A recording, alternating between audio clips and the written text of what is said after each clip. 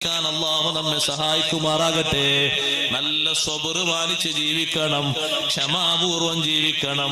ശരീരത്തെ ഒരു കാര്യത്തിന് വേണ്ടി പിടിച്ചിരുത്താനുള്ള കഴിവ് അത് നേടിയെടുക്കുന്നവർ മറ്റു മാർഗങ്ങളിലേക്കൊന്നും ശ്രദ്ധ പോകാതെ ചെയ്യുന്ന അമല് പൂർത്തിയാക്കാൻ വേണ്ടി സജീവമായി സഹകരിക്കണം.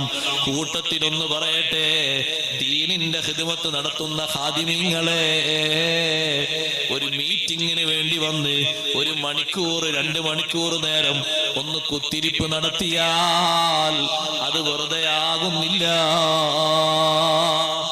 ആരെങ്കിലും ഒരാൾ വരാൻ വേണ്ടി നമ്മൾ കാത്തിരിക്കുകയാണ്.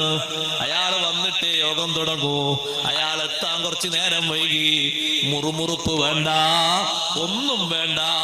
വരാൻ കാത്തിരിക്കുന്ന ആളെ പറ്റി തിന്നു തീർക്കണ്ട. അള്ളാഹുവിന്റെ മാർഗത്തിലല്ലേ വന്നിരിക്കുന്നത്.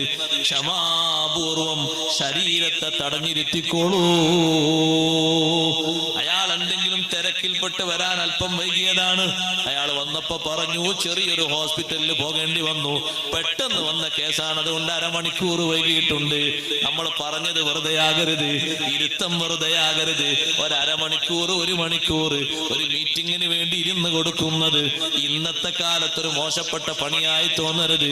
അതും അള്ളാഹുവിന്റെ മാർഗത്തിൽ ഒരു കുത്തിരിപ്പാണ്. നബി സല്ലല്ലാഹു അലൈഹി വസല്ലം തങ്ങള് അവിടുത്തെ പന്തലിന് വേണ്ടി, അവിടുത്തെ യുദ്ധങ്ങൾക്ക് വേണ്ടി, സമരങ്ങൾക്ക് വേണ്ടി കാത്തിരിക്കാനും കാവൽ നിൽക്കാനും മുന്നോട്ട് നിൽക്കുന്ന സ്വഹാബിമാരില്ലേ, അവർക്ക് ഒരുപാട് സന്തോഷങ്ങൾ നൽകാറുണ്ട്. ഈ ദുനിയാവിൽ ഈ 3 ഘട്ടങ്ങളിലൂടെയും ജീവിച്ച് വത്തഖുല്ലാഹ ലഅല്ലകും തുഫ്ലിഹൂൻ, നിങ്ങൾ അല്ലാഹുവിനെ സൂക്ഷിച്ച് തഖ്വയിലായി ജീവിക്കണം, എന്നാൽ വിജയത്തിലേക്ക് എത്താം.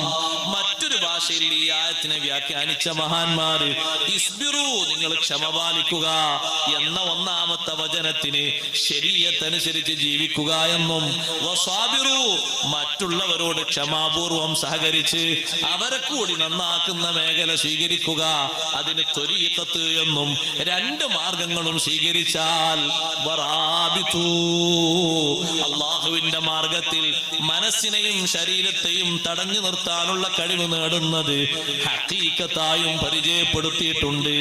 വിശുദ്ധ ഖുർആനിന്റെ വചനങ്ങൾക്ക് അങ്ങനെയും തഫ്സീർ നൽകിയത് കാണാം. അല്ലാഹു നമുക്ക് നല്ല ക്ഷമ നൽകുമാറാകട്ടെ. നല്ല സുബർ വേണം, സുബറിന് ഒരിക്കലും വിട്ടുപോകരുത്. സുബറാണ് ഈമാനിന്റെ ഏറ്റവും പ്രധാനപ്പെട്ട സംഗതി. പരീക്ഷണത്തിനനുസരിച്ച്, ക്ഷമിക്കുന്നതിനനുസരിച്ച് അല്ലാഹു ദറജകൾ ഏറ്റിത്തരും. ഒരൊറ്റ കാര്യം കൂടി പറഞ്ഞു